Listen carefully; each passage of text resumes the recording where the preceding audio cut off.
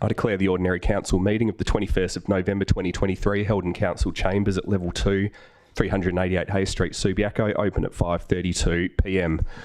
Welcome to all those present. On behalf of the City of Subiaco, I respectfully acknowledge the Whadjuk Noongar people as the traditional custodians of the land on which we're meeting this evening, and I recognise their ongoing connection to country here in Subiaco.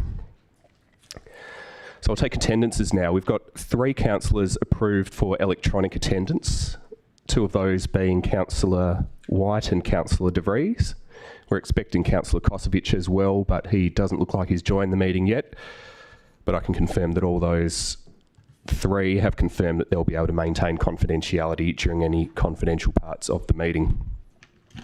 The remaining members of council are all present and accounted for here in person in the chamber.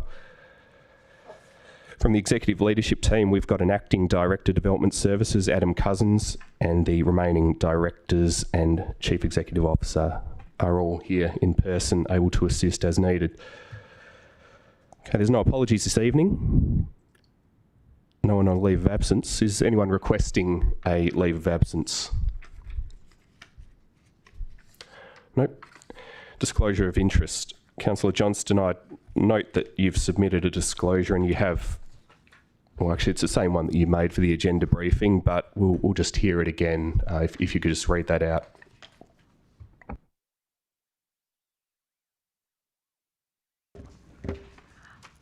I own a property in the proposed Park Street heritage area, so disclosing a proximity interest for agenda item C2.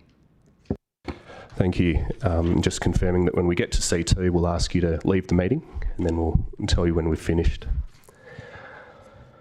There were no previous public questions taken on notice and no one submitted a question for public question time this evening, so we'll move straight on to public statements with a statement on item C1 by Tom Hockley of Allarding and Associates in relation to C1.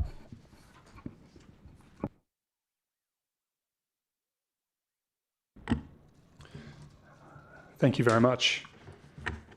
Good evening, Mayor and Councillors. Thank you for the opportunity to present to you tonight. My name is Tom Hockley and I represent the owners of 20 Nicholson Road to the immediate east of 414 Rockaby Road.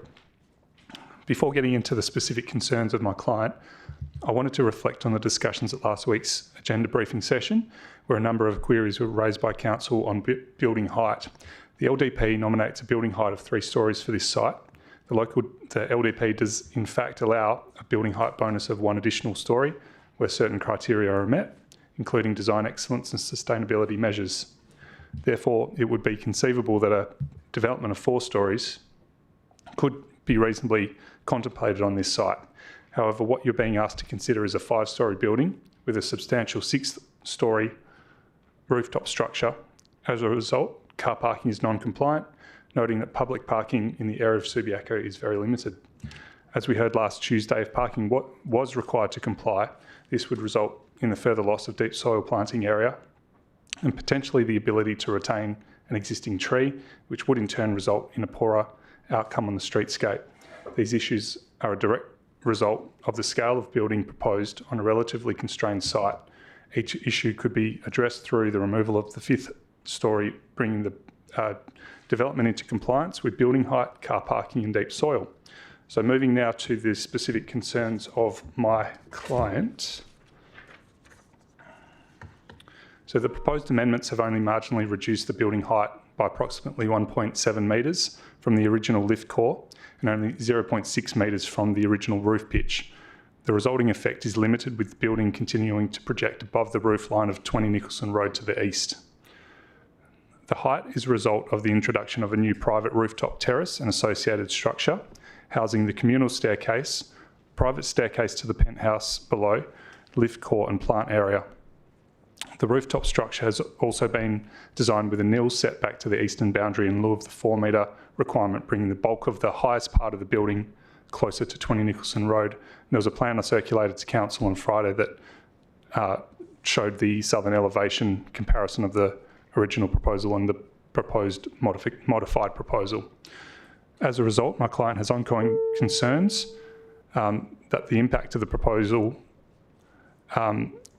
will be significant on the telecommunications on the roof of their building. The proposal has not, in my view, responded to the JDAT feedback from October 2022, which was to, and I quote, consider issues and concerns, including the impact on the building, on neighbouring telecommunication towers, and the height of the building in the context of the existing planning framework. Finally, the proposal fails to satisfy the intent of State Planning Policy 5.2, telecommunications infrastructure, which encourages the siting of infrastructure where it will facilitate continuous network coverage and or improve telecommunications services to the community. In my view, it would be contrary to the intent of SPP 5.2 for an ongoing development to be approved without measures in place to mitigate impact on existing infrastructure. So for these reasons, we seek the council's support, in recommending refusal to this development. Thank you.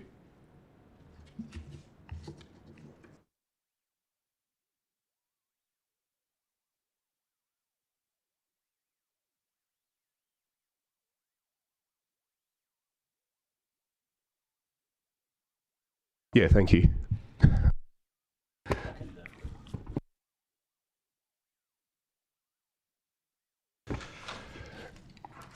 Okay, we did receive a statement at 1:54 p.m. also in relation to C1, but as far as I can tell, the person who submitted that is not here to read it.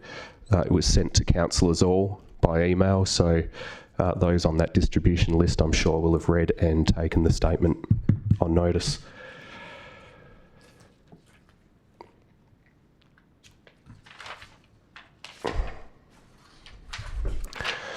So that brings us to the end of public statement time. There were no petitions or approved deputations. So I'll ask councillors to confirm 2 sets of previous minutes. The first set is the minutes from the Special Council meeting of the 24th of October 2023. Can I have a mover and a seconder to accept those minutes, please? Councillor Burns and Councillor Jones. Just confirming, because we've got a mix of in-person and online attendance, we're going to have to vote by show of hands for every item tonight. So I'll put that to the vote. All those in favour?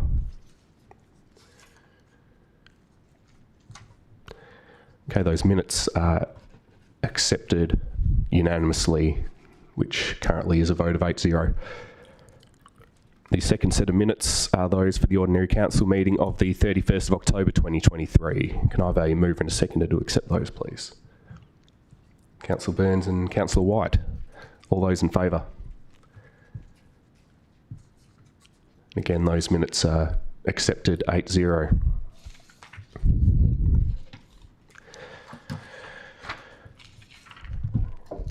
Okay, by way of announcements, local silica supplies are a little bit down at the moment because of the amount of glass that the City of Subiaco brought home from the Planning Institute of Australia Awards last week. The CEO's helpfully brought the props along. I'm not sure what he's going to do with that, if we've got a hand model or something to display those, or whether I'd hold them up, but this is what the City of Subiaco won. They're pretty hefty items. They're going to look great in a trophy cabinet somewhere here at the City. But there were 2 categories that we were successful in. The first was the Young Planner of the Year Award. Our Strategic Planning Officer, Emily Crosby, was the only planner recognised in that category, so that's a very proud achievement, not only for her, but for the City. I passed on my congratulations on the evening because I was fortunate enough to be seated at a table with the planners, but again, if you could, Mr Denham, if you could pass on the congratulations on behalf of Council as well. And the big one that the City of Subiaco will be particularly proud of is a win in the improving planning processes category. Councillors, if you cast your mind back to our meeting in June 2023, we endorsed a new planning policy which offers a 25% reduction in development application fees for applicants who engage with their neighbours as part of the DA process. I understand Anthony Denham, our Manager of Planning Services, played a large part in the formulation of that policy, so it was a very proud night for Anthony and again the City to be recognised in that category of the peer awards. I understand that next year the team is going to nominate for the Planning Team of the Year and expects to win. So I really look forward to our ongoing success. No pressure at all, but I'm sure you can deliver, guys. So all the best for the coming year and congratulations again.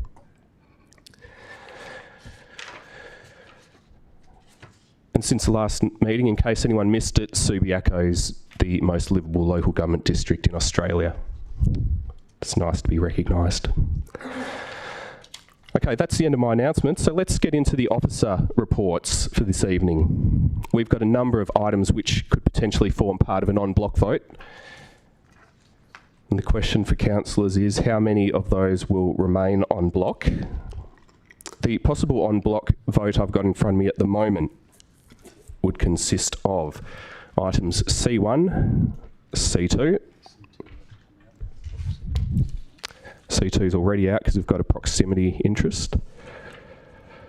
Actually, I'll start again because Councillor Jones has requested that C1 come out from the en bloc vote as well. So all that leaves in the possible en bloc vote is C3, C5, C7, C8 and C9. Do any councillors wish to remove any of those items from the en bloc vote? Councillor Burns. C3. So that leaves C5, C7, C8 and C9 in the en bloc vote. So those are items which haven't been the subject of any possible alternatives or amendments. Yeah. C5 is out at the request of Councillor Powell. So C7, C8 and C9 are the en bloc vote, unless anyone wants to remove any further items. Good. Okay, I'll call the vote on the en bloc vote. So just to confirm, we're voting on C7, C8 and C9. Can I have a mover and a seconder, please? Councillor Jones, Councillor O'Connor. All those in favour? Thank you. The en bloc vote is carried unanimously, meaning that C7, C8 and C9 have been carried without debate.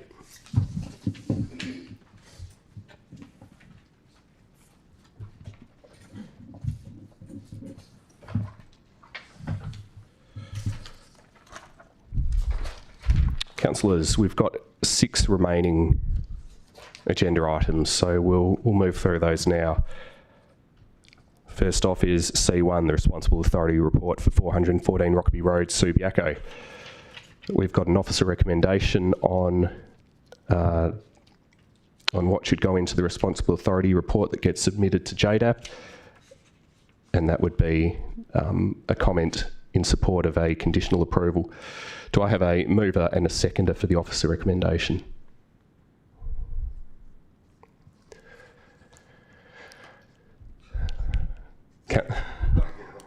Councillor Powell, thank you. Do we have a seconder?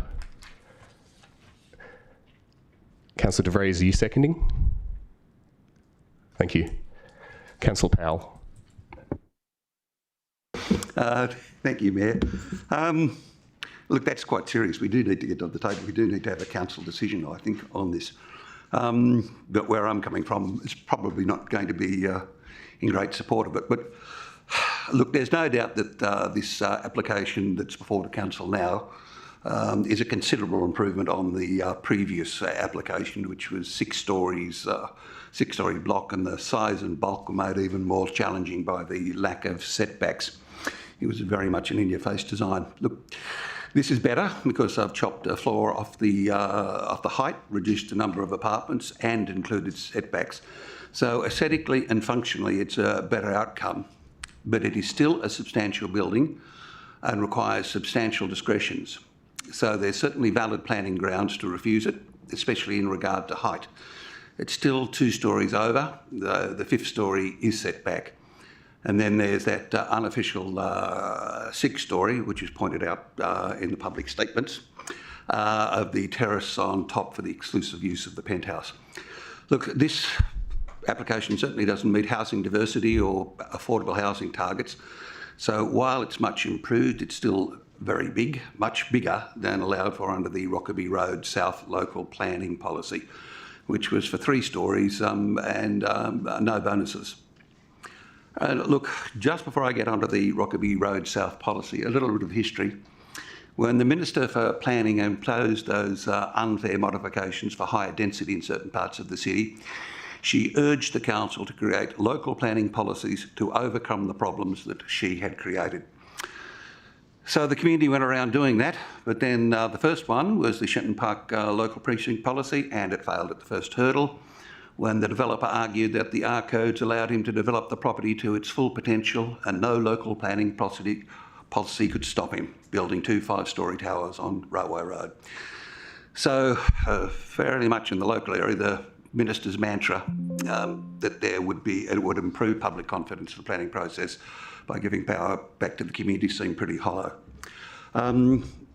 Was that a time thing, Mayor, please? No, I think you've got more time. And I think Yeah, you're at about 2.5 minutes. yeah, that. But look, the community did not commit. The officer's report outlines the huge amount of time that they've spent on the Rockaby Road South plan. It was approved about 2 years ago, and so it's quite contemporary. In fact, it was approved about the same time the new owners of the Mediterranean were completing their purchase. So they probably had a fair idea of what the community wanted. And to me, the community aspirations are not reflected in this application. The community wanted height mid-block with the ends a smaller height to maintain the village feel. And what this application does is the opposite. Now, what we come to is the catch-all in all of this. As the officers point out in their report, local planning policies must be given due regard, but they are not binding. That's the big get-out card, and I think the regular use of it by developers for a get-out of jail has left many residents thinking they're simply not being listened to, because due regard sometimes appears to be scant regard, and all that they've done is to no avail. The current planning minister is again spruiking the council should be doing local policy development while he strips them of their planning powers, centralising them to his department. And while that happens, the due regard caveat remains. Look, the applicant in this case was obliged to give Rockaby Road South plans due regard. They want an extra 2 stories, which seems to be, and are giving little back to the community. Now it's our turn in this process to give due regard. Look, I intend to listen to our community. I intend to honour their work and commitment, so I will not be supporting this application. In the end, it will really be decided, and I expect approved by JDAP, as the new plans, I think, are an agreed result of mediation between DAP and the applicant at SAP. Unfortunately, I won't be at that panel hearing due to a prior family commitment, and that's why I'm presenting my views here now tonight, saying to the community, we are going to give you due regard and that we hear you. Thank you. Councillor De Vries. Yeah, since Councillor Kosovic is not here tonight to raise some points, I will raise some of these points, but I'll be listening to debate tonight. And I'm pleased and heartened to hear that Councillor Powell is concerned about what community feels, and that the processes that went into the community consultation are important to be respected and listened to. So I thank him for that. I think that the key thing to note from my understanding of the process that has delivered a 5-story build where there has been in the past a 6-story proposal is that there have been improvements, and that negotiation and mediation have achieved better outcomes for the community. This development application first came to council on April the 22nd, and since then there have been considerable changes. So it's achieved design excellence rating from the design review panel, and it's also changed, the way that the height and bulk and the scale is delivered. I'm particularly impressed on a personal note that they're willing to consider the number of trees that they'll put on the site.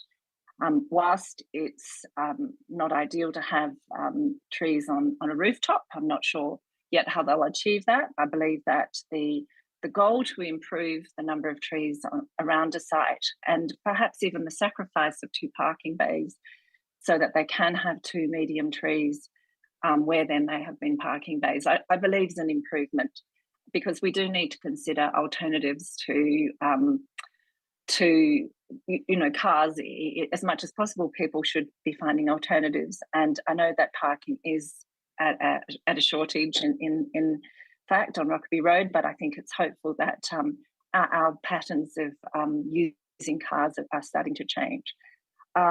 Obviously, this is something which Councillor Powell's raised, that it's going to go to SAT mediation. But again, I think it's important, as he noted, that community concerns are addressed and listened to.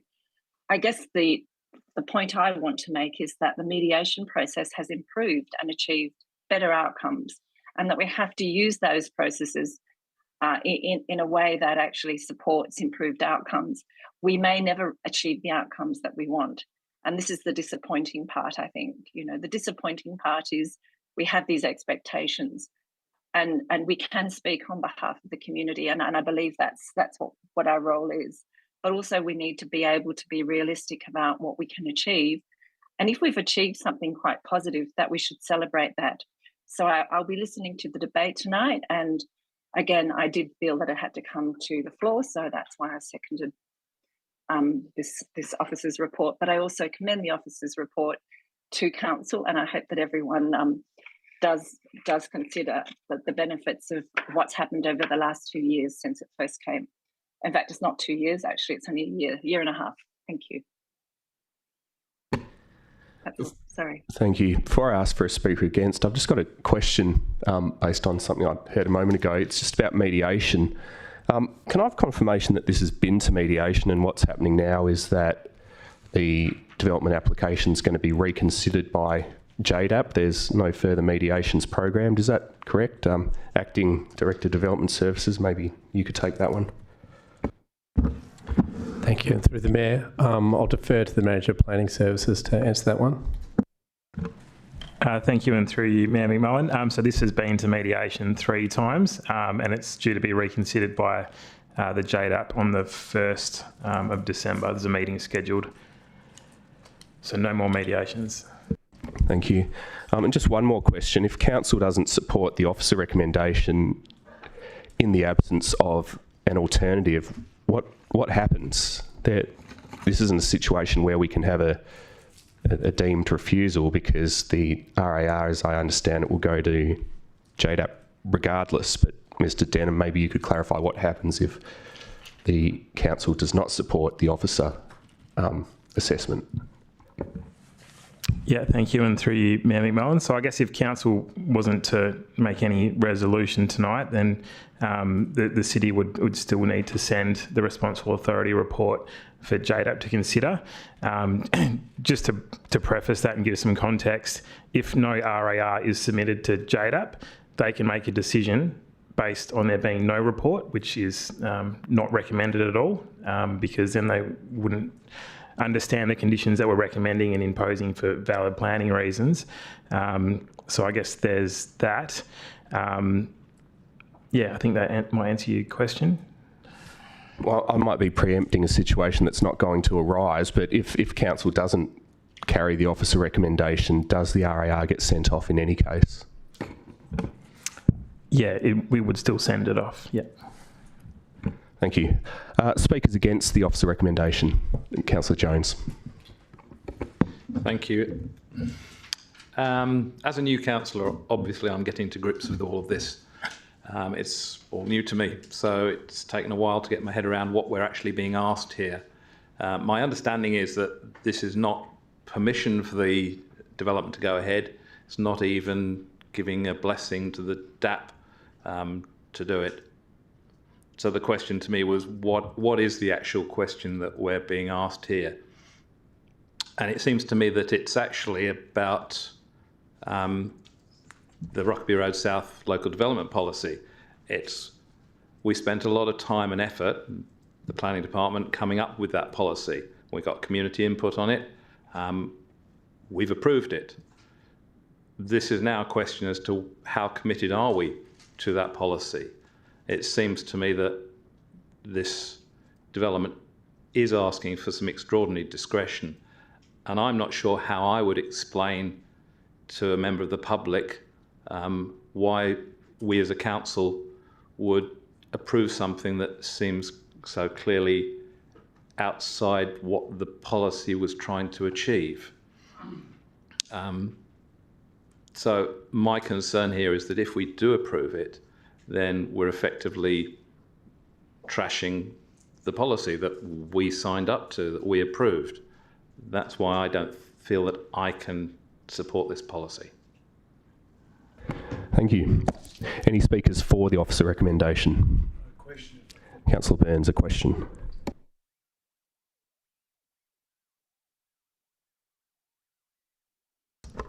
Thank you for that too. Thank you, Mayor McMullen. I have clarity on this, but in case that one, I'm wrong, and two, for the enlightenment of others, could, through you, as you see fit, direct it to the appropriate staff members, get an explanation of the difference. There is some issue here, which is remaining silent, and that's the income generated from the telecommunication towers on top, okay, which will be interfered with, okay, and their effectiveness, or even whether they can be used. But there, in my understanding, if we were blocking somebody's window on that wall, that had been approved. If it was a window, it's a parapet wall. It's not, but I'll just use that as an example. It would be a different kettle of fish. Am I correct in my assumption that communications equipment on top of a building, right, are all but irrelevant on planning grounds, right? Because they're nothing more than just an unsightly income-producing thing that people whack on the top of their buildings so they can make a bunch of and trust me. And the other thing too, they are not cheap. You move them 1 inch and they'll cost you about $2 million. So am I incorrect or correct? If you could find out, please. Mr. Denham. Thank you, and through you, Mayor McMullen. So there is a state planning policy on telecommunications infrastructure, and that was referenced by Mr. Hockley in his statement. So we, obviously one of the reasons why JDAP deferred this matter was to consider the impacts of the proposal on the telecommunications infrastructure next door. So in considering that state planning policy, it's quite clear that it doesn't apply to applications such as this. That policy would only apply if it was for a development application for telecommunications infrastructure. So it is silent on the impact for other developments. So we don't consider it to be a planning matter. Thank you. I'll speak if you like, or Yeah, speaking for? yeah. Okay. Okay. Unless you want me to speak against. Councillors, look, I'm going to move away in speaking for it and just discuss planning itself, right? We had a building here just shortly over on Hood Street, and we had a big crowd, and there were some rather infuriated people on the 6th and 7th story because we were approving a building that was going to be 9 stories, right? And when they bought theirs, they were thrilled because they were going to have nice views, okay? Well, if you look at the history of it, when the SAR and everything else came along, I actually live on Hood Street and the building's 2 stories. Everything was going to be 2 stories. Then it was going to be 3 stories. Then it was going to be 4 stories. Okay. Well, these people were infuriated because their penthouse is on the 7th story, and now their 7th story is going to be looking into the 7th story of something else, and they'll be looking up to the sky and seeing the 8th and 9th story. Okay. Well, I'd also then get you to look further down the road as we head towards Woolworths. There's still 3 remaining undeveloped sites, and I'd suggest as time passes by, 9 stories will be 11 stories, will be 13 stories, will be 15 stories, depending when they're built. Now, the reason I say that is if you look at this development, okay, we can stop it. We can try and stop it anyway. Arguably, we can't stop it, but we can try.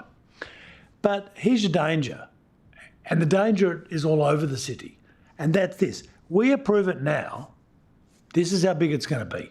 Very long time. we don't approve it, and the two people that own this are a couple of mining guys, okay? They're not developers, they're building it for themselves, all right? So they decide not to build it. They just keep their offices there and whatever else, and 10 years from now, somebody buys it off them. What's going to happen is you'll be thinking back, right? Arguably, we all won't be here. Some of us might be, actually.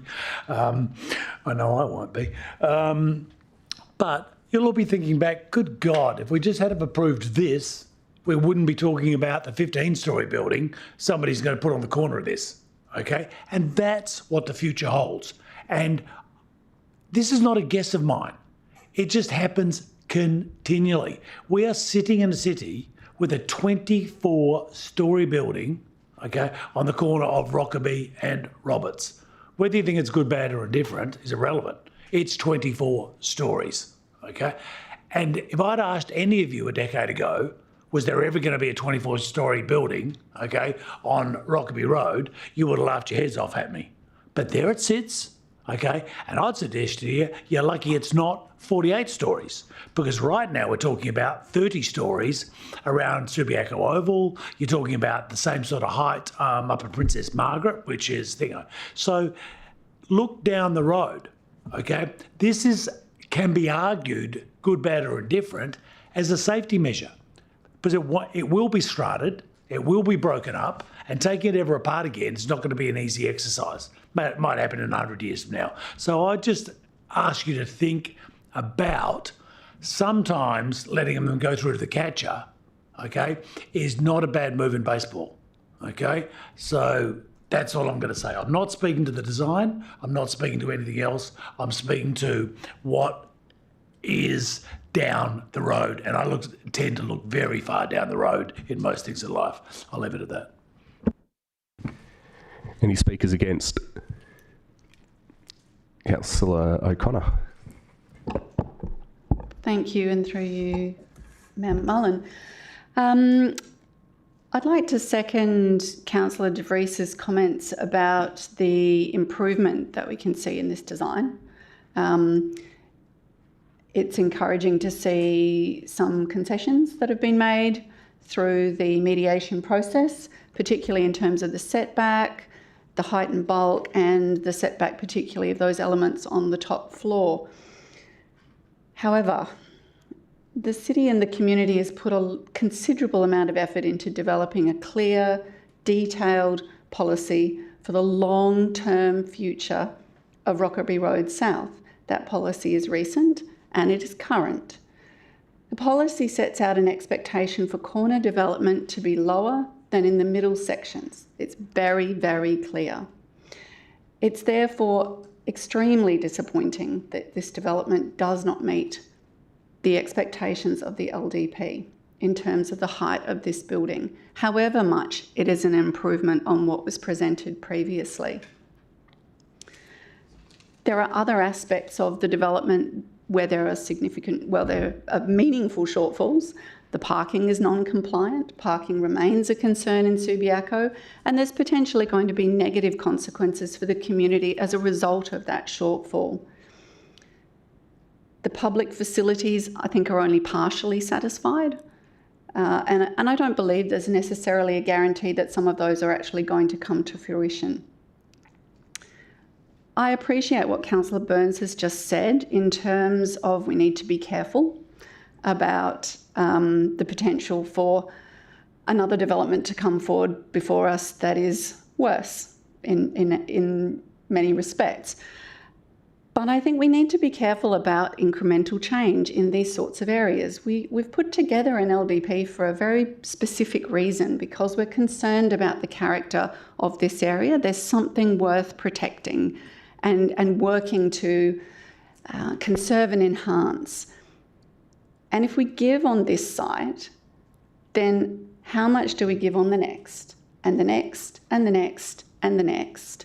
And then what do we end up with? And how does that reflect the community's expectations, which are articulated so clearly in that LDP? Thank you. Thank you. Can I just make a point of clarification? It's a nice one. Well, technically, you should only be clarifying something that's been misrepresented about you, Councillor Burns. But because it's a nice one, because you say it's a nice one, I'm happy to let you offer the clarification. Thank you, and thank you to you, and thank you to Councillor O'Connor. Look, just my point is just so everybody understands, right? What I was saying, right, was anti-height, not pro-height. It's my way of stopping it, and I think the councillor mentioning that understood it, but also was explaining the responsibility of it. I just didn't want anybody walking away thinking that, you know what I mean, I'm giving height today. I'm trying to stop height tomorrow, okay, by blocking it. So that's maybe that was already read, but we're on the same page. Thank you very much. And thank you for letting me say that. Thank you.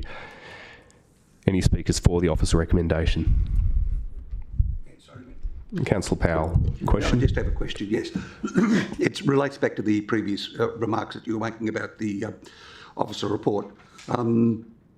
I understand that without an alternative, then reasons aren't being given, but there will still be, I believe, in that report a section that says council did not support the officer recommendation.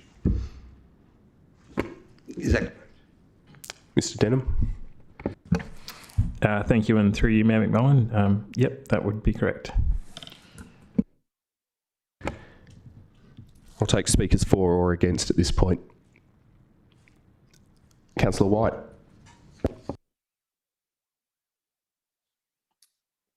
Thank you, Mayor, and hi, everybody. Yeah, I'd like to speak against this proposal. I guess bottom line for me is why do we have a local planning policy if we're not prepared to enforce it? I mean, we are told by the RAR report that we have to give due regard rather to the planning policy, but we're not bound by it. Are we not bound to reflect the community's point of view? Before I joined council, I was a part of this process. I was one of about 40 or 50 people who spent, and I'm adding it up, I think it's about 15 or 18 hours that I put into it as a community member, alongside 40 or 50 other people. We spent weeknights and a Saturday morning walking up and down the street. And the issue that was the most frustrating for all the community representatives, and I think I can speak fairly broadly for them, was the issue of height. And in fact, many of the people who attended that, including myself, were very frustrated at the end because, at some point the city said, no, we can't entertain anything less than X amount. And it would vary according to where you were in the precinct and so on. So for us to go ahead now, to have engaged the community, 40 or 50 people like myself, as I say, before I was an elected member, for such a length of time, and to hear so clearly from everybody in that meeting that this was their number one concern, and that we are now required to regard it but not feel bound by it. I personally, in terms of my representation and my position as an elected member, is not something I feel very comfortable with. It's too high. That's the bottom line for me. I think that is a view that reflects accurately what many people who are involved in putting this local planning policy together, it really reflects many of their views. So already what was there in the local planning policy stuck in the craw for many people who participated in that process. And now to be asked to accept something 2 stories higher is not something I'd be prepared to accept. So I'll finish there. Thank you.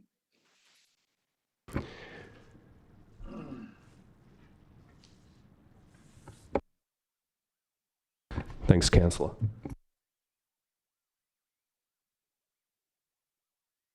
Councillor O'Connor. Wrong one.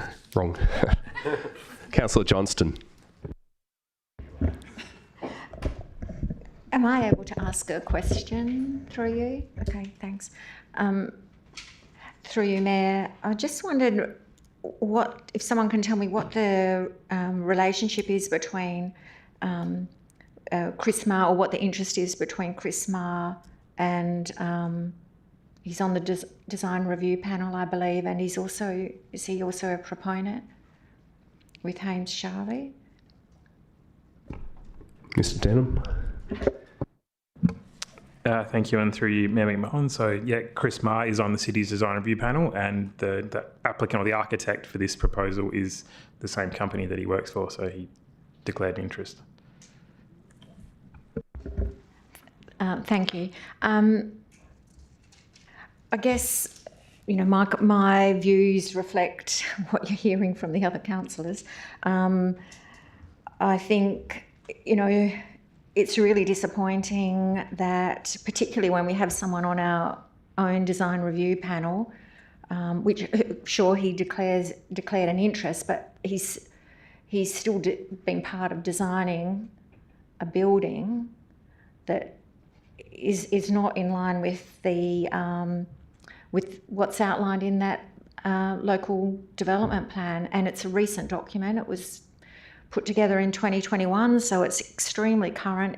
It's extremely specific for that area, and it really fails on the built form and scale, particularly, not just on that, but on other areas. So I find it surprising that the design review panel actually says it complies and says that it satisfies good design.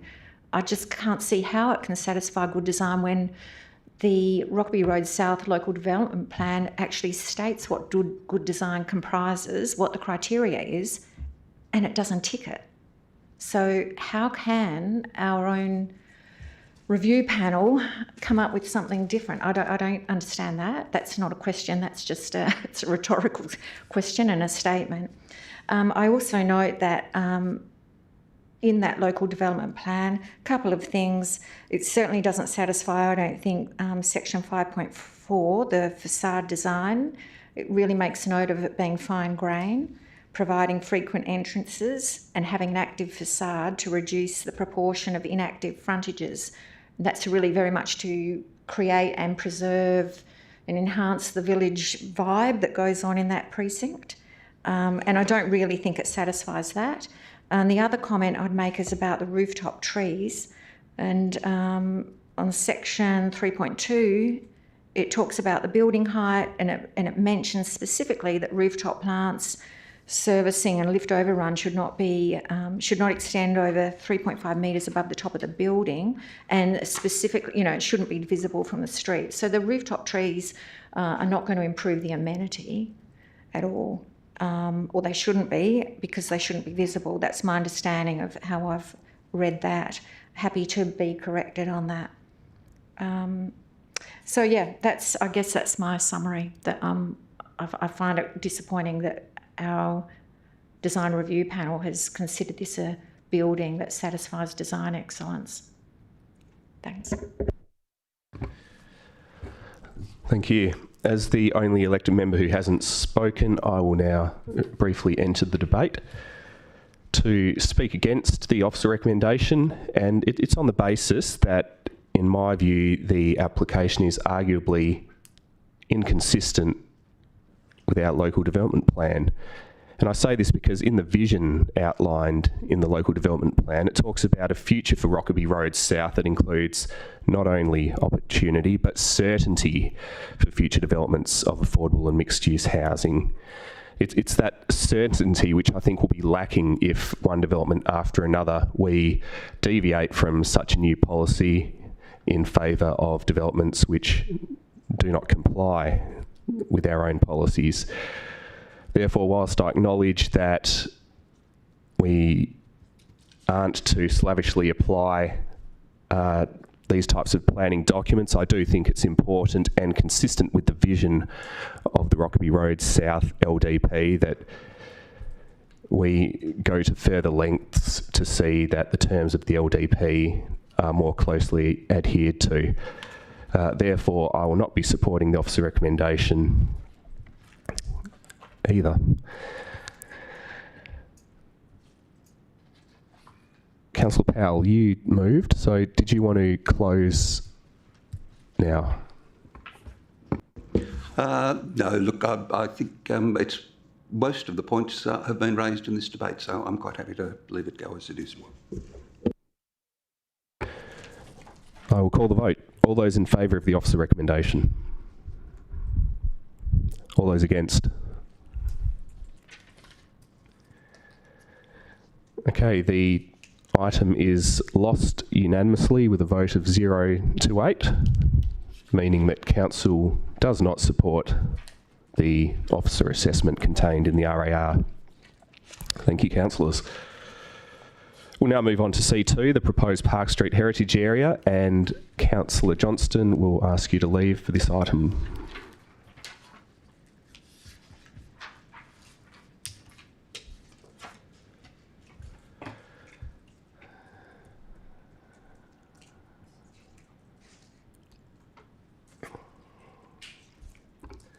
Okay, do I have a mover and a seconder for the officer recommendation? Councillor Burns. Looking for a seconder. Councillor O'Connor. Councillor Burns. I have nothing to say. I'm just supporting. Well, it had to be brought up, so because she left the room, so otherwise I think we'd gone through en bloc. So, Councillor O'Connor. I also have nothing to say.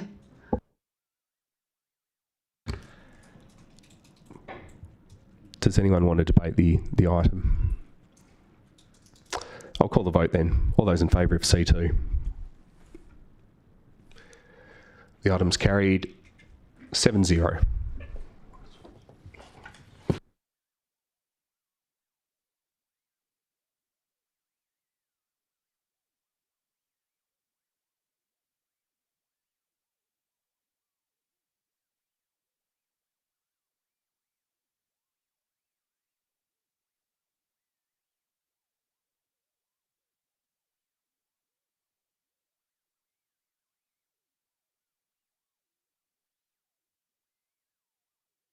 Just while we're waiting for Councillor Johnston, I've got a late apology from Councillor Kosovic due to technical difficulties. He won't be joining the meeting.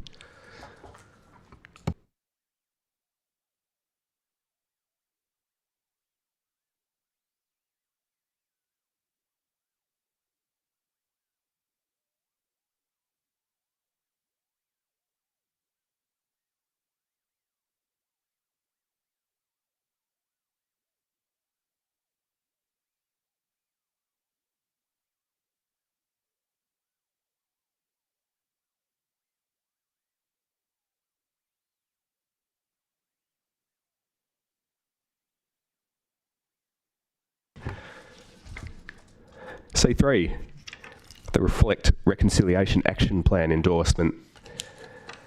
We've got a recommendation to approve the city's first RAP. No amendments or alternatives, no special voting requirements, but this was pulled from the en bloc, presumably so that we can talk a bit about the RAP. So a mover and a seconder, Councillor Burns. Councillor De Vries. Councillor Burns. look, this would have gone through en bloc, I'm sure, but I did have a question, and I could have arguably done it outside of this meeting. But sometimes there's minutiae in these things, and I'd cite as an example something that is a little bit of a bugbear with me, but I haven't got around to do anything about it. I'm great with all our rooms being adopted with Aboriginal names. I just don't want to know what any of them mean. Okay, and so when I talk about minutiae, sometimes it'd be good if, in little letters underneath it, somebody explained to me what. Yeah, now I don't want to then start using the English name for it. I will desperately try and use the Indigenous name, but I just think it's that as an example is where we need to look at big ticket items and also realise little things might, make a difference. So that's, I'll leave it at that. But I fully support this, and I hope other councillors do too. And thank you for bearing with me. Thank you. Councillor De Vries. Sure. I think it's a bit of a positive for people who've been working on the RAP that the first initial draft of the Reflect RAP was considered to be too ambitious. And that's nothing to be ashamed of. In fact, I think it's to be applauded, and it sort of shows the leadership and enthusiasm for this first reconciliation action plan. I also believe that in the next iteration that some of those more ambitious goals will be able to be achieved. So I just want to congratulate those of city officers who've been working on this, and also fellow councillors, because we did participate in the early process of reconciliation training, and I personally benefited a great deal from that training, which took place, I believe, about 18 months ago now. So congrats to everyone who worked on this. Thank you. Any other speakers? Councillor White. Yes, just thanks, Mayor, and through you, just a brief thanks to the staff and to everybody who is involved in putting this together. It's a very solid document. It looks very exciting, and I think we're in for a very exciting year ahead in terms of how it's unrolled. So just again, all I want to do, of course, is support it and to express my appreciation to everybody who's put work into it. I'll just ask a quick question. It's going to have no bearing on the debate. It's really just out of interest more than anything else. It's about the Subi Rap Stars, a mildly humorous name, which obviously makes it easier to remember. Is the Subi Rap Stars group going to remain as a rap outfit, as it were, or are you looking for new members or dissolving the group? What happens to the Rap Stars at this point? That's probably one for the Senior Community Development Officer. Thank you. Through the Mayor. Yes, we will continue to run the Subi Rap Stars group. They're very passionate about reconciliation, and whenever there is a new staff member that puts their hand up for the group, we definitely consider including them.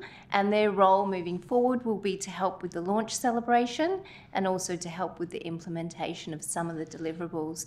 Really, they're our champions for reconciliation in the organisation. And there are many champions, but the Subi Rap Stars are definitely the leaders in that space for us. Thank you. Thank you. Any other speakers? Councillor Burns, did you want to close? I'll call the vote. All those in favour? C3's carried unanimously. Thanks, everyone.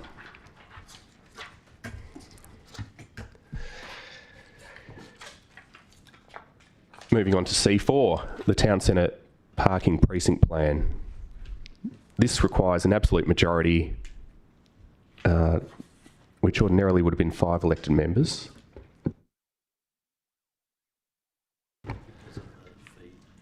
And it's still 5. Still 5 elected members will need to support this because of the fees. Do I have a mover and a seconder for the officer recommendation regarding the Town Centre Parking Precinct Plan? Councillor Jones, moving. Councillor O'Connor, seconding. Councillor Jones. The results of the surveys largely tell us that there's little resistance to the proposals which relax the parking restrictions. It's the increased restrictions that are less popular. This is hardly surprising, and it's the proposals near to the King Edward Memorial Hospital which have the highest resistance. However, this is almost entirely from people who work at King Eddie's, and the local residents are strongly in favour of the proposals. Whilst I recognise that the staff at the hospital have a legitimate concern, there are plenty of alternatives. Apart from public transport, there's all-day parking nearby on Stubbs Terrace, and additional all-day parking is being provided on Hammersley Road near to the all-day parking in Subiaco Theatre Gardens. So overall, I think this is a fine proposal. Councillor O'Connor. Thank you, and through you, Mayor McMullen. I obviously second what Councillor Jones has just said. Obviously, there's concern by staff at King Eddie's about long-term parking, but there seems to be adequate parking, and we were reassured about that the other day at our briefing, that there is adequate parking along Stubbs Terrace, and the new long-term parking that's being introduced will more than compensate for the change to shorter-term parking around the hospital, which will free up more availability for short-term visitations for one reason or another. I'm also reassured that there will be good communication about the changes in the parking to visitors and staff at the hospital, and I think that's critical for it being successfully rolled out. So thank you. Any other speakers for or against? Thought it was someone raising their hand, but it's just the reporter from the Post. Councillor Johnston, you were toying with the idea of an amendment. It was submitted out of time, but was that something you wanted to still explore tonight? I don't think. I guess my comment around that was that I think it's good when people can see the 1 hour free, and you know, people that live in an area might know where those car parks are, but people that are not in the area certainly don't, and they probably don't get on the website to try and work out where those free car parking areas are. So my query was around when the street signs were going to be, you know, changed with the new parking restrictions, if we could include the areas that had the 1 hour free. But it's sort of been explained to me. I haven't, to be honest, I didn't get to have a look strongly at that in detail at the reply, but I think it's a little more complex than that by the sounds of it. Yeah, look, if it's something you didn't want to try and word on the fly and find a seconder and a majority for, it's probably something we can discuss offline. I took the advice to be, so we'll do that.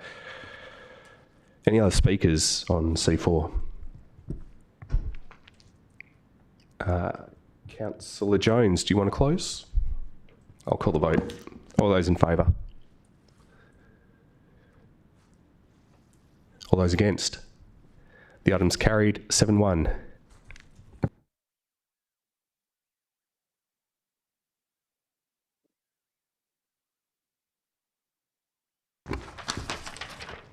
Next item is C5, the tender for the provision of bulk verge hard waste collection services.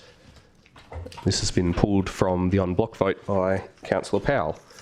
Do I have a mover and a seconder for the staff recommendation on C5? Councillor Powell, you moving? Yes, sir. Who's seconding? Councillor De Vries. Councillor Powell. Yes, thank you, Mayor. I think this might be the first time for me tonight, first time on council that I've moved to, but I'm not really going to be supporting them. When the trial of Verge Valet was passed by council a couple of years ago, I was one of the few who voted against it. I liked the old biannual collections and the idea of communal recycling. And look, I haven't used the Verge Valet services yet, so I'm still neutral on it. But what I'm not neutral about is the environment, and what effect approving this tender will have on the environment is the issue for me. Look, we've had 2 consultations, surprisingly large responses and conflicting results. But they were being asked whether they preferred biannual bulk collections to Verge Valet. They were not being asked whether they want to see more of the city's waste ending up in landfill. I think if they had, the answer from our community might have been quite different, because that will be the result of accepting this tender, an estimated 20% more waste going into landfill.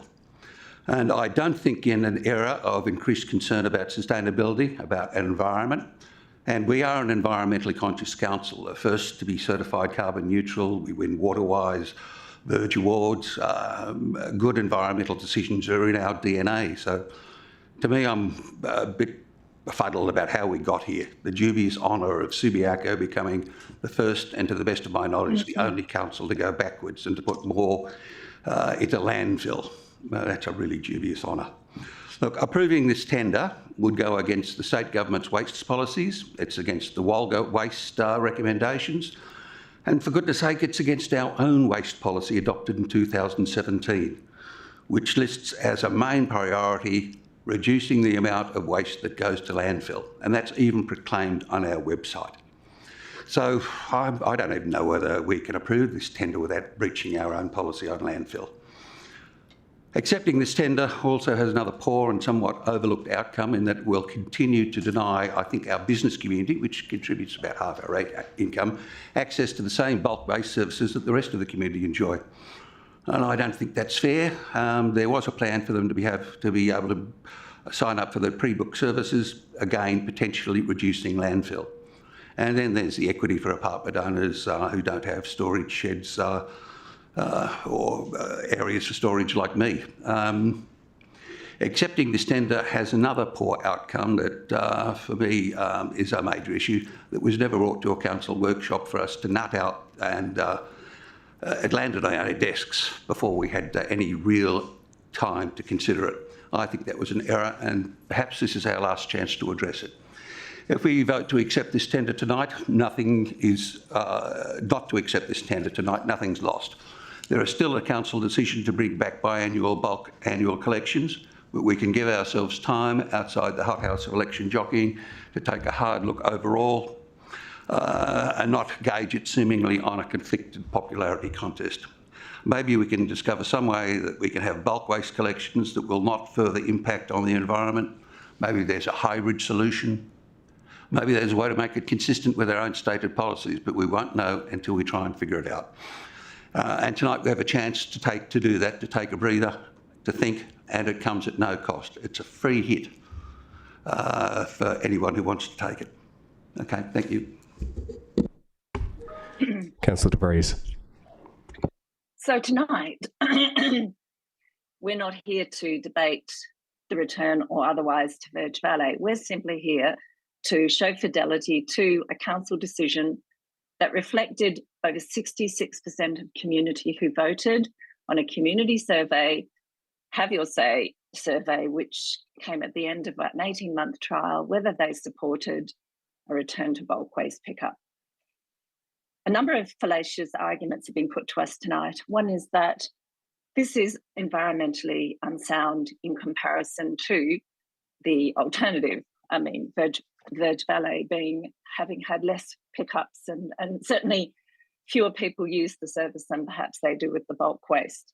There had been changes, obviously, in people's getting rid of how they get rid of certain items in their households, and that just reflects general changes in how people now sort of get rid of things and then extra things in their households that they don't want. But this wasn't the argument tonight. Tonight's discussion was around approving a tender. This was on top of a decision that was made about what the community wanted. We supported what the community wanted. So I'll go back to those figures again.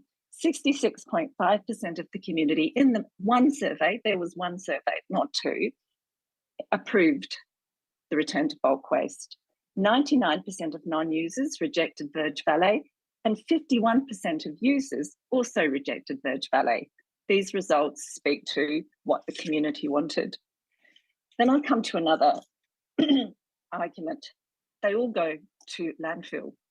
But when we put things on our verge, we actually allow people to come and perhaps recycle. It's been enormously well received. This decision wasn't negatively received by people in the community. It was positively received because it's a community activity. And just talking to people recently about what we do in Western Australia, because I'm now in the Eastern States, is they said, yeah, it's a great community event. People enjoy it. It's a positive community recycling event. When we have our rubbish cleanly picked up, nobody knows it's out, we don't get the opportunity to do that recycling. And I know the arguments against that will be, well, you can put it on your local Facebook page or so on, but it's not quite the same. It's not reflecting what the community wants and what they've asked for. So the matter of going to landfill, there's also the matter of cost. It is actually cheaper. This service that's being offered is actually cheaper. And if we say that we are going to have continual reductions in how much waste people put out, that can continue to become a cheaper cost. I think that we should be showing fidelity to decisions of council. We can't just willy-nilly say, oh, we'll turn the clock back now because, certain person has their views, which obviously that those views are being relitigated from 6 months ago. I believe we should have smooth, this is an 1 to 2 year opportunity to have bulk waste pickup. At some point in the next 3 to 4 years, I should imagine that this discussion will come back to our community and we might have a different look at it. But I think for us to now to turn around and say, well, you know, community consultation matters when it comes to building heights, but it doesn't matter when it comes to how we manage our waste. I think in terms of this area, I think we would be making quite a big mistake. So again, I just feel that it's environmentally probably better in my view, because it does give community the opportunity to actually share their valuable, if you call it one man's waste is another man's treasure. So I feel that we do need to move forward with this, support the West Tip Waste Controls, who we know will be a good provider, a good collector, because they've actually worked for the city before. They've got a good reputation.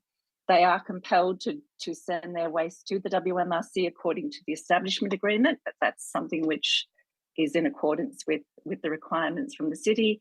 And then from there it's sorted and obviously goes to the tip. So I think this is a little bit of an overreach to say it's environmentally unsound. And I think that we will continue to work on how we educate our community and move forward in the future. And I think consumer patterns are changing as much as what we throw out. So it's a much more complex picture. So that's hopefully people will just support this so we can move on to having our waste being picked up in the manner that the city has seen fit. Thank you. Thank you. Any speakers against the officer recommendation? Question? Councillor O'Connor. Yes, thank you, through the Mayor. Is the tender assuming a certain volume of waste to be collected? Is it based on a certain volume? Director Technical Services. Thank you, for you, presiding member. So no, it is not based on I guess an expected tonnage. It's just a flat rate. So any speakers on the item? We'll take them. Speakers for or against? Councillor White. Thank you. Look, I think I'm generally in support of the proposal, but you know, I think you know, we made a very clear decision, and I certainly was in favour of the decision that was to not continue with Verge Valet.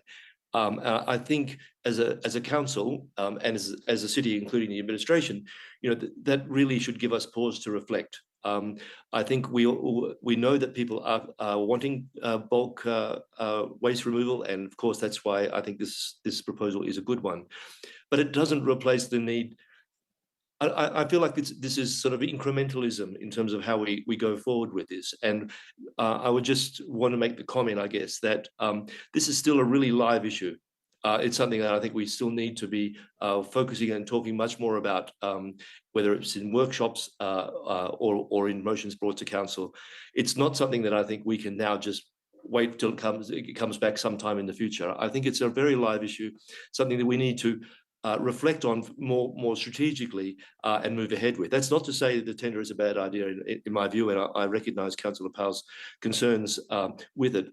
But I think we also know that people do want some sort of bulk waste collection now. But I really think we need to ensure that we reflect further on this going forward in the near future, and not just wait for it to come back to us some years in the future. Thank you. Thank you. Any other speakers? Councillor Johnston.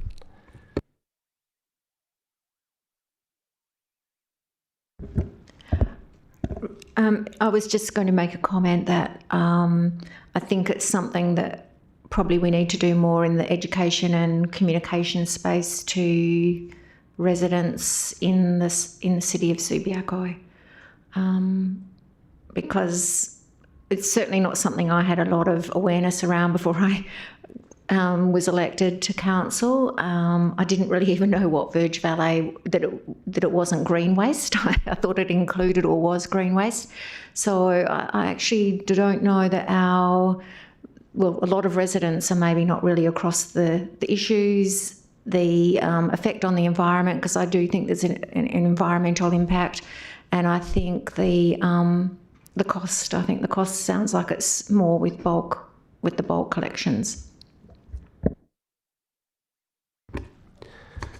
Just a question, probably for Director Technical Services, but the CEO may want to assist with this one. It seems that this officer recommendation on one view of the world could be a set and forget solution for up to 3 years. We could approve this now and our bulk waste needs would be set for 3 years if we wanted it to be so.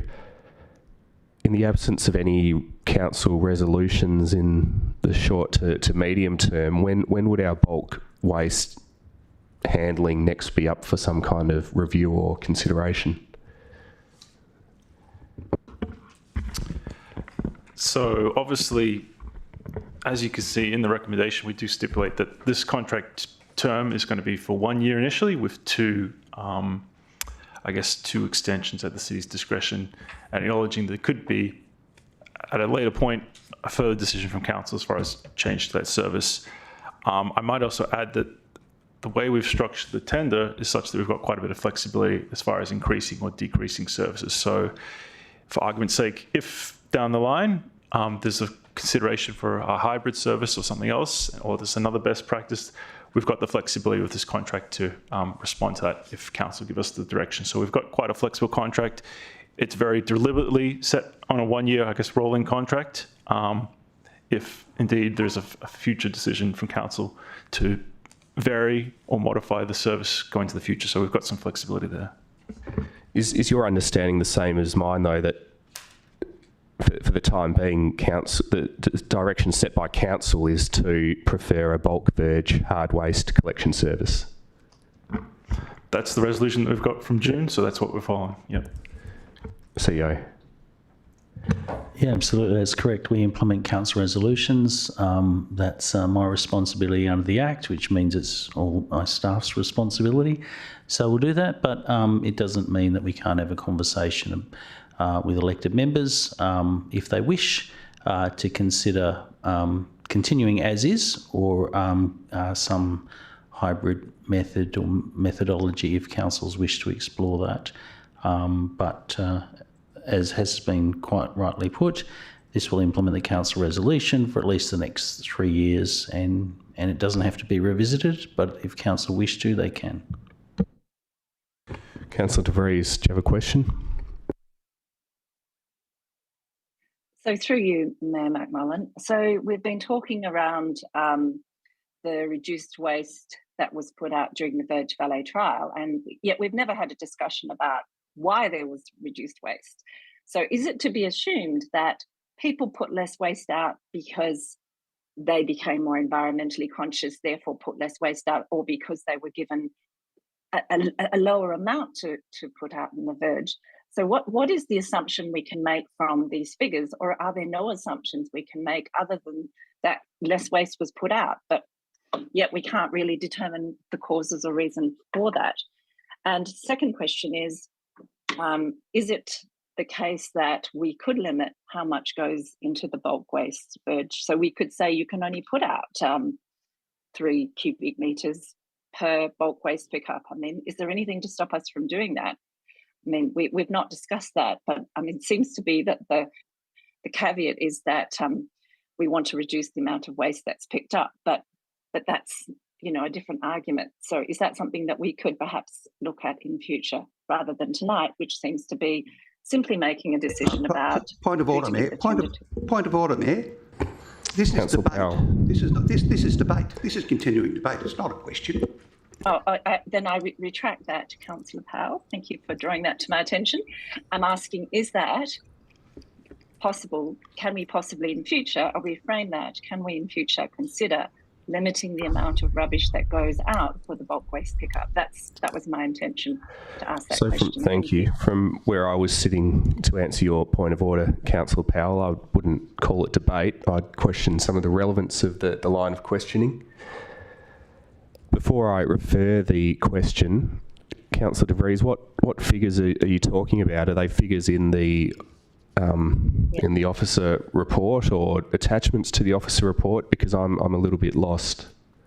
Yeah, I think we're referring to the 20% reduction in waste that was picked up over the year. That's the figure that's been talked about. I haven't checked the figures on the report, but that seems to be the argument that I've been hearing tonight, that's been a significant reduction in waste that people put on their verges to be picked up. So I'm not sure where that figure features in the report, but Director of Technical Services, can you see it in the report? And if so, can you comment?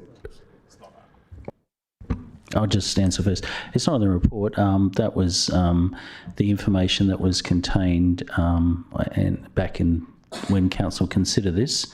And the question was, did we know precisely why there was a difference? That was based on historical information in terms of the previous service and then the trial service in terms of the volumes. So that is not something contemplated in this report, but considered by Council, and Council's made its decision. Councillor Burns, point of order. Look, I don't have in front of me, so you'll have to assist me, but I'd ask that the question be put. Okay. So, but I need to quote it. Procedural motion. Yes. Well, okay. Do we? I mean, I can ask for a seconder for the procedural motion, but I think we're pretty close to the end of the debate anyway. But we'll assume you want to move the procedural motion to put the question. Councillor Jones seconding the procedural motion. All those in favour of the procedural motion to put the question? All those against? Okay, so the procedural motion's carried 6-3, which means... Sorry? 5-3. It's carried 5-3. So what that means is we'll end the debate and we'll put the question. That's the question as to whether the officer recommendation is accepted. All those in favour? All those against? Looks like C5 is carried 6-2.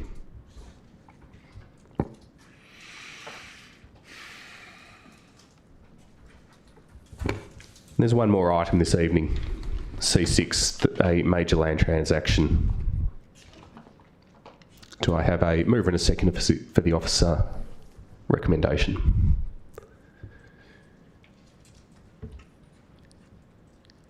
Councillor Jones moving.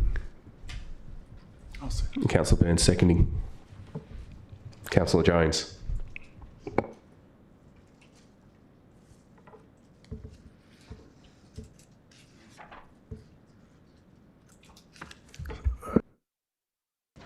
Thank you. Second time tonight. With the recent adoption of the new investment policy, the city is now able to invest in assets other than just real estate. It's important to have a diversified portfolio of investments in order to reduce financial risk. So it's appropriate for the city to look to realise any financial gains from some of its real estate investments. These funds can then be reinvested in other asset classes. This property is located in Kewdale, so it's a good one candidate to dispose of. Properties within the city are leased by local businesses, which the city would have an interest in supporting. I note that this motion just allows the administration to find a potential buyer, but the council would still need to pass another motion to execute the sale once a suitable purchaser has been found, at which point we could assess the value of the disposal. So I support the motion. Councillor Burns. Yes. I'm going to do better than that. Okay. Yeah, all right. I support the motion. Any speakers against?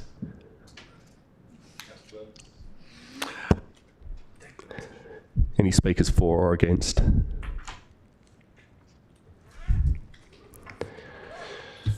Councillor Jones, unless you wanted to speak to anything that Councillor Burns raised in his debate, I think I'll skip your close and we'll call the vote. All those in favour?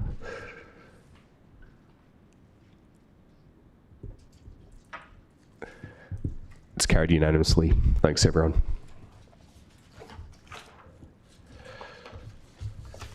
Right, well, there's no further items on the agenda. There's no elected members' motions this evening, no urgent business. I'd like to raise one. Okay.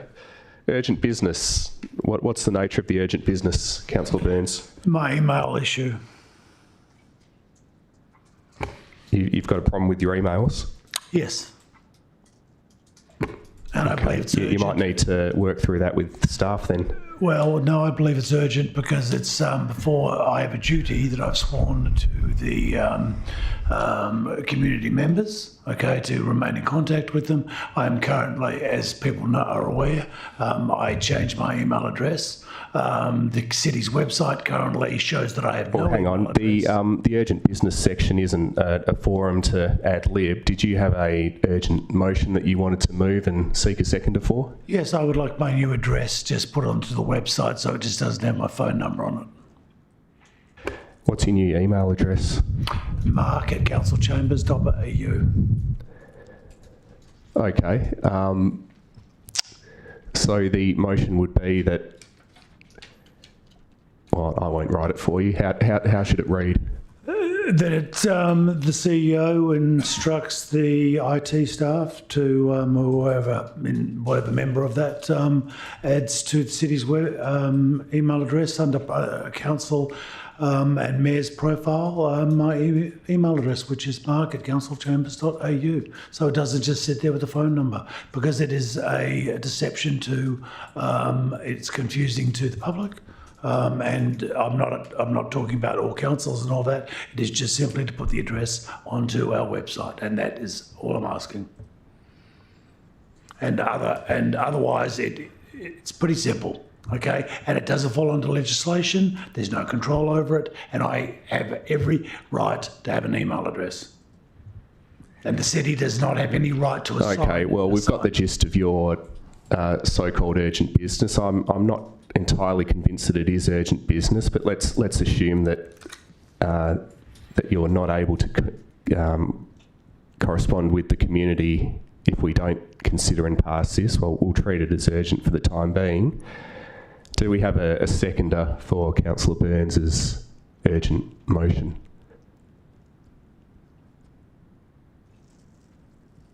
Okay, it's seconded by Councillor De Vries. Councillor Burns, did you want to speak to your motion?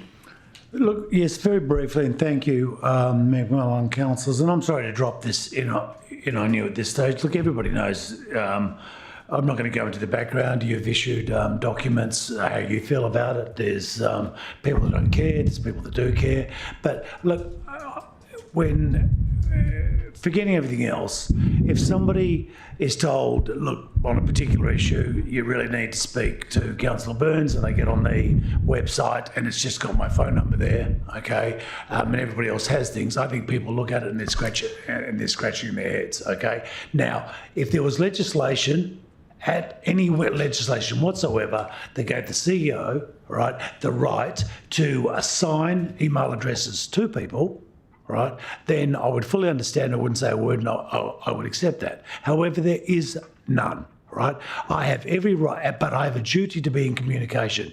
Right now, they can ring me, okay, but they can't write to me, okay, because there isn't one. Now, my previous address is still live on the council, even though it's disconnected on my end, okay? Now, that's another subject, and I don't care to discuss it tonight. All I'm asking is for now that the address I've adopted, for certain reasons, which are apparent to some people and not others, is just placed onto it. So if a member of the community that I serve, okay, wishes to write to me about an issue that concerns them, they can look on the website, see the address, and they can send me an email. Thank you. Councillor De Vries. Okay, does anyone want to speak against? I'll take the opportunity to speak against. I don't support this because, well, let's go back a step. Councillor Burns doesn't wish to use his City of Subiaco email address in the discharge of his duties as a councillor. I'm not entirely sure what has brought this on. No, there's no point of order. There's no point of order. I'm speaking. I'm debating. I don't have a city address. Councillor Burns, I'm debating. I've got 5 minutes to debate. True. I don't have a city address. You just said I don't care. Councillor Burns doesn't wish to use an email address provided by the City of Subiaco. I don't know what particular issue has brought this on. My request to Councillor Burns in the course of the last couple of weeks has been to work through this with city staff. And if I'm convinced that there's a legitimate interest that cannot be rectified, then I'll consider changing my email habits and giving him special treatment to send emails to this new email address. But as things currently stand, I don't see any evidence that there's a legitimate issue or that there's been any real attempt by Councillor Burns and staff to rectify it. So in the absence of that proof, I think it's important that I leave the opportunity open for the parties to work out a way that a city-supplied email address can continue to be used, because it's important for the purpose of communication with our community that we use city-supplied email addresses, because the use of a special email address, as you suggest, Councillor Burns, will inevitably cause confusion. Therefore, I won't be supporting you in this tonight. I won't be supporting you in this outside of meetings until I've got more clarity about what's happened and why it is that you and staff cannot work through your issues.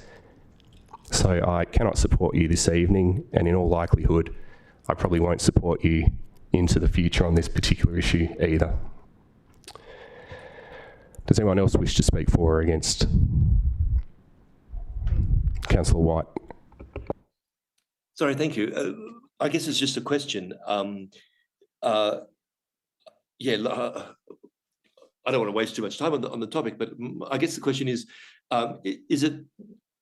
it would be up to a councillor's discretion to use an email address provided by them. But as I understand it, what's being asked for here is just that on the profile on the website that a different email address be used. Is there a policy or an administrative process that underpins that can't happen?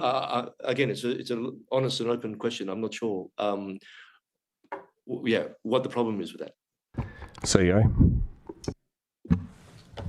So ordinarily, there is state and policies around how email accounts should be construed in terms of, and that's at the subiaco.wa.gov.au or for other local governments. That's pretty consistent. The question here is whether or not something of a different construction is appropriate, and so was asked to change it, and given the confusion that may, in terms of consistency, as CEO, I haven't put that on the website. So there isn't prescribed policy that every elected member should have the same email account. It's been practice for many years. I think that answers the question. So a couple of questions for you, Councillor Burns. The first is, are you going to be added to the councillors' all distribution list? I haven't given that consideration, or I can't answer it. Right now I'm asking for one vote, and that is just to put the name onto the profile. Okay, usually when you move a motion in council, you provide supporting reasons. So what are your reasons?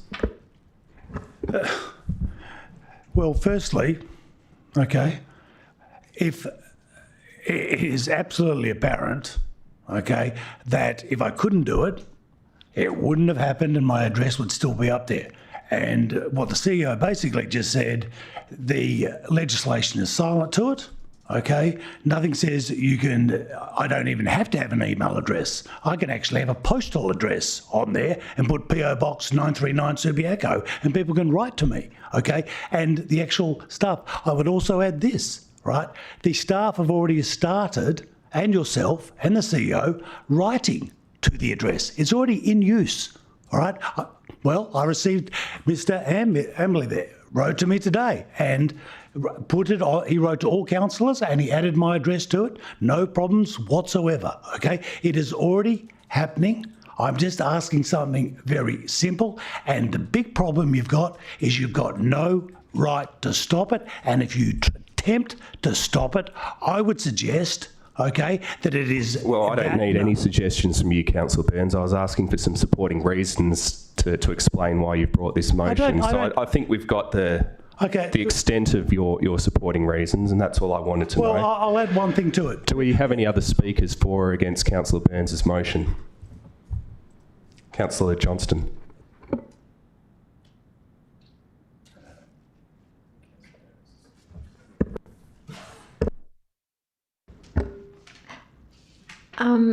I don't know what's the history of this at all, and so I don't understand why this is such an issue, but clearly it is. But I wondered, is it possible that you could just have your emails forwarded to the email address that you've created from the city's email address? Like, you can set that up yourself, and I wondered if that's something that you could do and if that would satisfy what you're trying to do.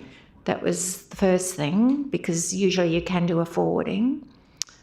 And the other thing that I wondered was, the other thing, the point is that usually email addresses, from a communications perspective, it is good when they are consistent. But, you know, if there's no policy or legislation that you can't have your own email address, then that's also valid. Look, I appreciate the question, and I can understand, right? But this goes back a long time, and I'm going to quote something. Mayor McMullen wrote to all of you, right? And he actually, the first line said this: "Well, you're a man of your word. You said you were going to do it, and you did it. It's been going on a very long time." But he also said this, which wasn't the truth. He said that he'd had a problem with the way our emails worked for 2 years, and it had been a bugbear in him. Well, firstly, that's incorrect. I raised the issue 2 years ago when I sent these... Hang on, Councillor Burns. That's not an answer. Okay, well... We won't go into email signatures tonight. As I've said, it's a pet issue of mine, but we don't need to discuss email. We don't need to discuss email signatures tonight. As mayor of this city in 2 years, you've not been able to solve. And you're asking me, I'm just telling you I want it because I've had it. You've had your debating time. You've had your debating time. All that's being asked of you is a question. Okay. And I think you've answered the question. Please. Councillors, I would just like it, and I don't think it's going to hurt anybody. Any other speakers? Councillor O'Connor. Thank you, Mayor McMullen. While I appreciate Councillor Burns' concerns, and obviously I don't have the back history of that, I feel somewhat underinformed in terms of making a decision here today. I have no objection one way or the other. My concern is primarily around record keeping, which sounds very prosaic, but I'd like assurances, and I've seen your assurances in your email that it's compliant with the Record Act, and I have no reason to doubt you. However, that's an assertion. That's not actual evidence to my mind that my emails between ourselves will be secure under the Records Act, and also that for posterity, as somebody who is a historian, you know, the public record is a really important thing.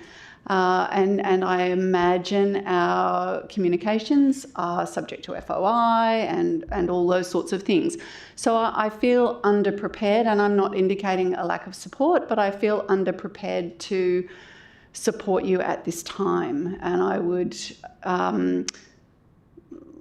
perhaps want to move a deferment.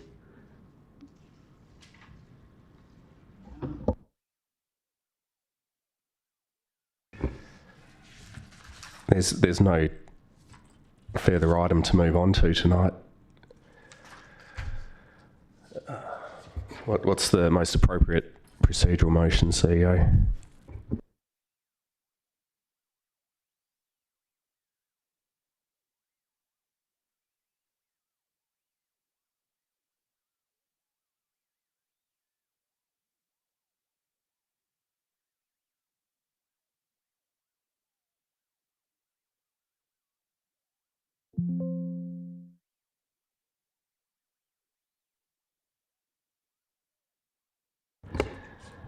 If you wanted to move a procedural motion, it would be 7.1A that the meeting proceed to the next business, which would be to close the meeting. What that would mean is that the issue would remain live and there would be no decision on the urgent business motion. Thank you, Madam Mullen. I'm not quite sure that's really what my intention was. Thank you for that clarification. Is it possible to get some information about how Councillor Burns having an email address separate to the mechanism that the rest of us are on would be compliant? I guess that's a question. Councillor Burns, what information can you provide Council outside of this meeting? It's a very good question. I appreciate it, Councillor Connor. I also appreciate the fact that I've dropped this in without understanding, but I think everybody's pretty much seen I'm not a happy camper. The issue is this, right? I'm bound by law, okay? I fully understand the Records Act completely, and I can tell you this. Councillor Burns, the question is what visibility can you give councillors and myself as to how their emails are going to be handled when they send and receive emails to and from you? What information or evidence can you provide about your systems? What information can you provide that yours are? Well, that's not the question. No, it is look. The bottom line is. Well, can you provide? Look, I'm going to answer it this way. Councillor Burns, can you provide information about the domain name that you've set up and you're asking to be used for your council-related emails? I will answer it this way. All right. I know. Well, answer it however you want. Just make sure you answer the question that Councillor O'Connor asked. The answer is this, right? The CEO and you don't like it. All right, and if I couldn't do that's not an answer to the question. If you're not going to answer the question, we'll move on. I fully understand. Can you or can you not provide information about your email system? I can assure you that I will not breach Australian law. Can you provide anything other than assurances? Because your assurances are not good enough. Well, then I'm leaving the meeting because you want to tell me my assurance aren't good enough, right? Then you're talking about the been right. told. No, you said we've it. been told. You're not telling me my assurances Don't point your finger at me. You're out of order, Councillor Burns. Okay, if you want to go, then just go. You're out of order for telling me if you my want to go, assurances Councillor aren't good Burns, enough. just go. They're good enough for me. Okay, well, you've been asked if you can provide evidence. You say you can't. You say you don't need to because you're providing assurances, so we'll take that as your answer. I think we've debated this item enough. Councillor Burns, do you want to close? One, I apologise to especially new councillors that it's heated, okay? I'm doing nothing that I'm not allowed to do, okay? I would appreciate your support. In the future, it might change back. There has been difficulties with this that we would be here all night discussing, okay? I apologise for raising my voice. I'm asking you to please, at this stage, just until something possibly is worked out, that the CEO is asked to put the address that I have adopted, that people are using, all right, onto the website. And that's all I'm asking right now. Things might change in the future. I can understand that people are thinking, scratching their head saying, is this good, bad or indifferent? For now, okay, and I might go back to the other address, but at this stage, right, I'm simply asking that thing. I cannot order. The CEO doesn't work for me. He works for us. I need your support, or at least the majority of your support, to ask the CEO to put an email address onto my profile like everybody else has one, albeit that it doesn't say subiaco.wa.gov. And I would really appreciate, for now, we just move forward so that people can contact me, and then I might perhaps relax and have open, free discussions with the council how to fix certain issues. But at this stage, I've tried for 2 years to get them done and I haven't been able to, and it's come to the floor, and even the mayor agrees with that. It's come to the floor because I said I'd had enough and I wasn't going to use that address, and I would adopt an address which I'm legally entitled to. So I would really appreciate your support, and I do again apologise for raising my voice. I apologise for raising my voice to to the Mayor, okay, even though I disagreed with what he said. I'll put it in your hands. Thank you very much. All those in favour? All those against? Okay, the motion is lost. 3-8. 3-5. Okay, there's no further business, so I declare the meeting closed at 7:12 p.m. Thank you, councillors, and thank you, staff.